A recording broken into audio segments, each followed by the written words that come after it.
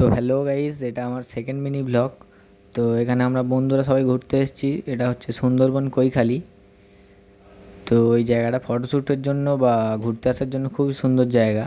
আর এই সামনে এই যে হলুদ গেঞ্জি পরে আমার বন্ধু যাচ্ছে, ও সামনেই ওর বিয়ে। তো জীবনের শেষবারেই ঘুরে নিচ্ছে। আর তোমরা যদি এখানে ঘুরতে আসতে চাও তো আমাকে কমেন্টে জানিও। আর পুরো ভিডিওটা দেখতে থাকো, পুরো জায়গাটা তোমাদেরকে ঘুরিয়ে দেখাবো।